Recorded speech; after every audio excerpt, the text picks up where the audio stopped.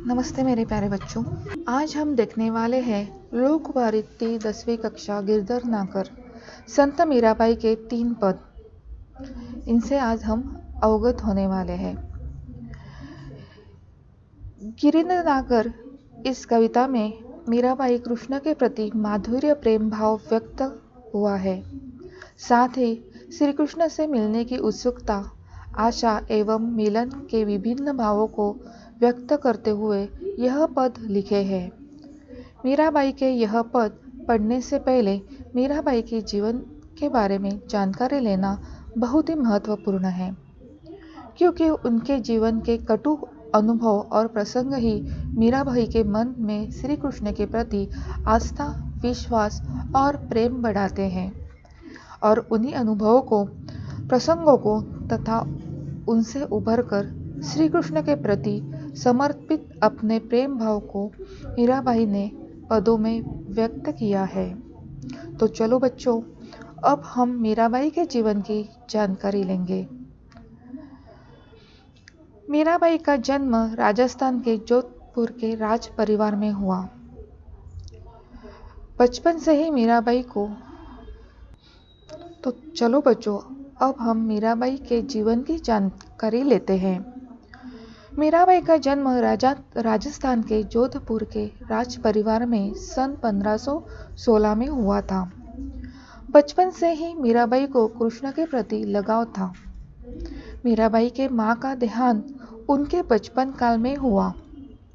उसके बाद उनका भरण पोषण उनके दादाजी दुधाराव जी ने किया।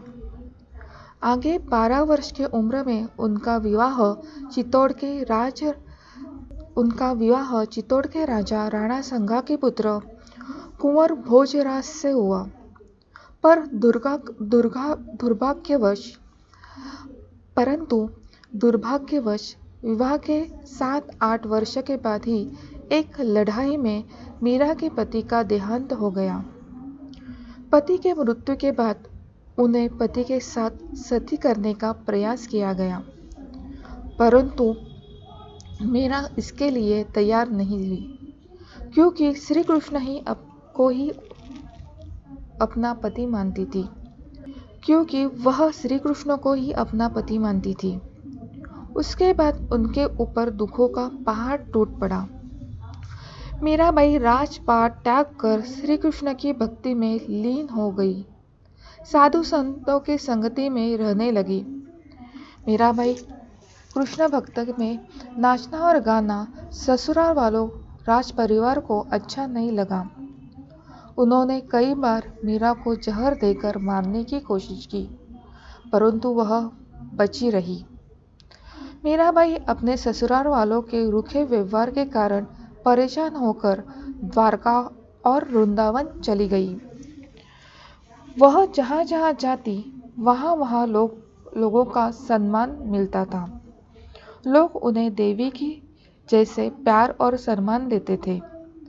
श्री कृष्ण के भजन घूम घूम कर मंदिरों में सुनाया करती थी। मीराबाई के भजन और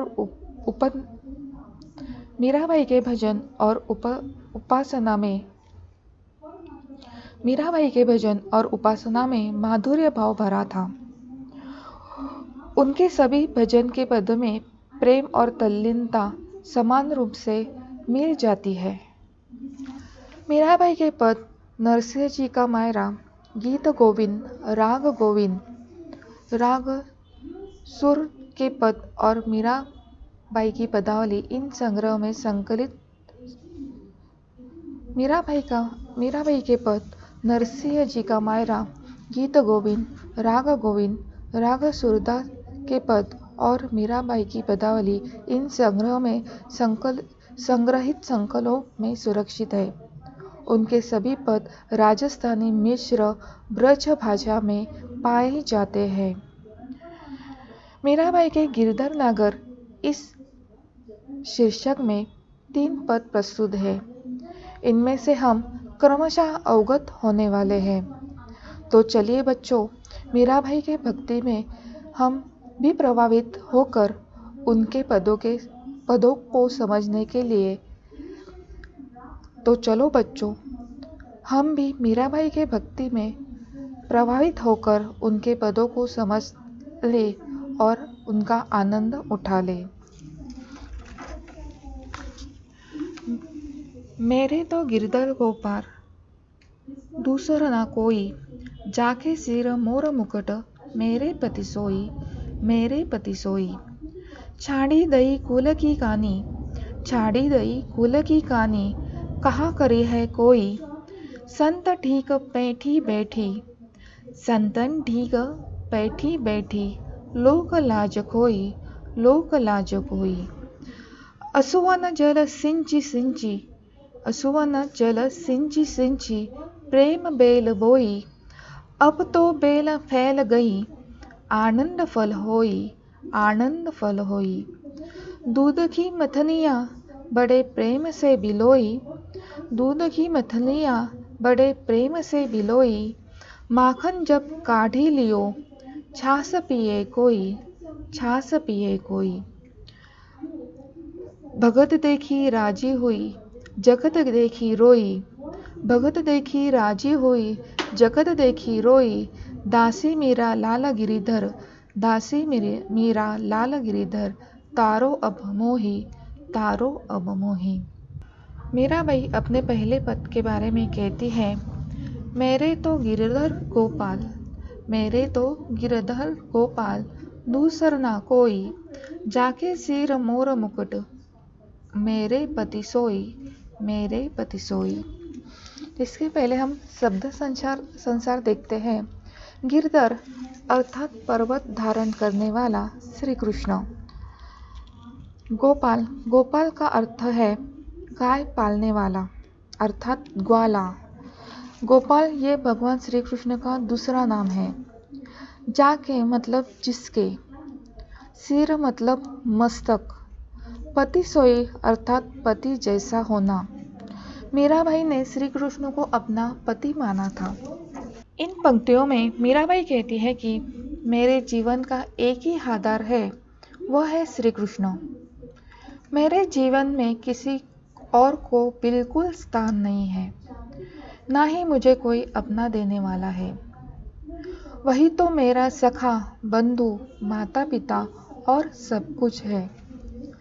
अन्य किसी से मुझे कुछ देना नहीं है सिवाय श्री कृष्ण के। मीराबाई आगे भी कहती है कि मेरे तो गिरधर गोपाल अर्थात जिसने अपने करांगुली पर पर्वत धारण किया हो। गिरधर का मतलब श्री कृष्ण ही सर्वस्व है।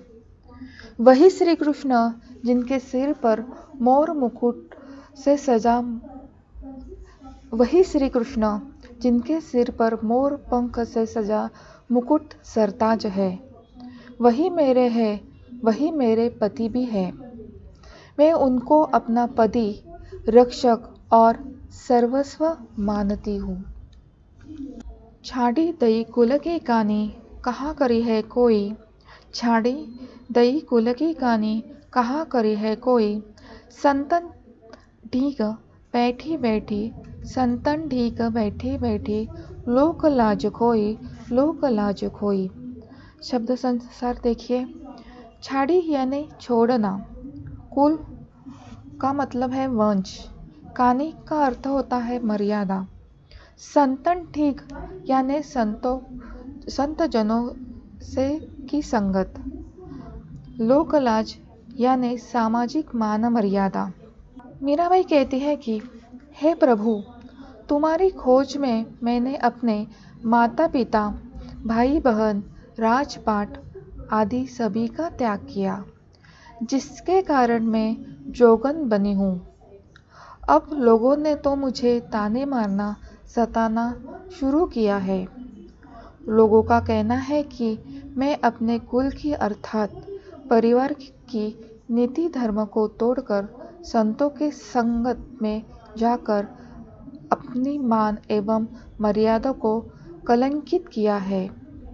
लोगों ने यहाँ तक कहा है कि मुझे सामाजिक शिष्टता का बंधन नहीं रहा।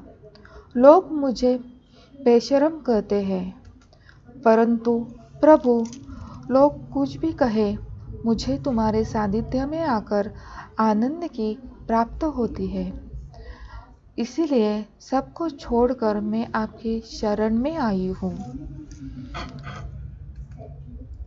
असुवन जल सिंची सिंची, असुवन जल सिंची सिंची, असुवन जल सिंची सिंची, प्रेम बेली बोई, अब तो बेल फैल गई, अब तो बेल फैल गई, आनंद फल होई, आनंद फल होई।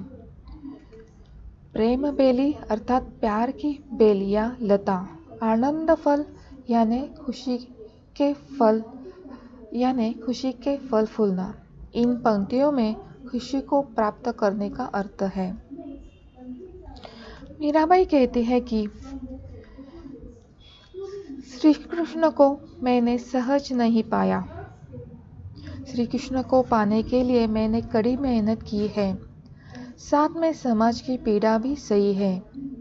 यहाँ तक कि मैंने आंसू रूपी जल से प्रेम रूपी बेल बोई है।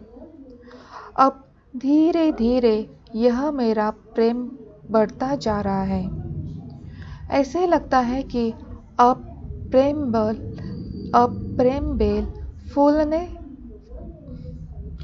ऐसा लगता है कि अब प्रेम बेल फलने फूलने लगी है। अर्थात मीराबाई श्री कृष्ण के प्रेम को महसूस कर रही है। वह कहती है कि श्री कृष्ण को पाते वक्त समाज ने कई बार ताने दिए, पीड़ा पहुंचाई है, फिर भी श्री कृष्ण के प्रति मेरा प्रेम कतई कम नहीं हुआ। यह सब कुछ होने के बाद अब मैं अपने प्रभु को महसूस कर पा रही हूँ कि मैंने जो भी मेहनत की है उसके ऊपर खुशी के फूल खिलने लगे हैं, आनंद के दिन आने लगे हैं।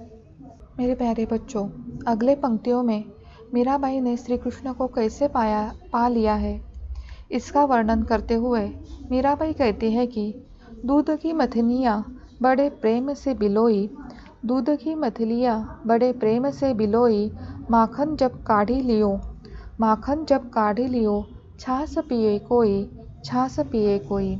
मथनियाँ अर्थात दही बनाने से पूर्व जमा हुआ दूध। परंतु इस पंक्ति में मीराबाई अपने जीवन को ही मथनियाँ कहती है। बिलोई, बिलोने की क्रिया। काढ़ी मतलब निकालना या अलग करना। छाछ यानी पतला दही, उसे हम मट्ठा भी कहते हैं। श्री कृष्ण को पाने के लिए मैंने अपने जीवन रूपी मथनिया को बड़ी आस्था, प्रेम और विश्वास की मथनी को बिलोया है। अब परिणाम यह हुआ कि जैसे दूध मथने पर मक्खन उतर आता है तो उसे अलग किया जाता है, उसी प्रकार बहुत पीड़ा सहने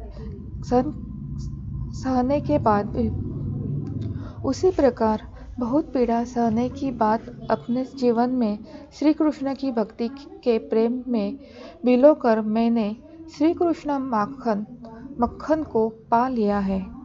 श्री कृष्ण को पाने के लिए मैंने अपने जीवन रूपी मथनिया को बड़ी आस्था, विश्वास और प्रेम मथनी को बड़े प्रेम से बिलोया है। अब परिणाम यह हुआ है कि जैसे दूध मथने पर मक्खन उतर आता है तो उसे अलग किया जाता है, उसी प्रकार बहुत पीड़ा सहने के बाद अपने जीवन में श्री कृष्ण की भक्ति के प्रेम में बिलोकर मैंने श्री कृष्ण रूपी माखन को पा लिया है। अर्थात मीराबाई कहना चाहती है कि मैंने लौकिक जीवन में अलौकिकता को प्राप्त कर लिया है। और वह आगे कहती है कि जैसे दूध मथने के बाद मक्खन अलग किया जाता है और बचा हुआ छाछ औरों के लिए छोड़ दिया जाता है, उसी प्रकार मैंने अपने जीवन में श्री कृष्ण को पाने के बाद बचा हुआ छाछ रूपी अशुद्ध विचार तथा विकार मेरे जीवन से अलग किए हैं। तात्पर्य है कि मनुष्य को अपने जीवन में अच्छाई को स्वीकार करके बुरे विचारों का त्याग करना आवश्यक है।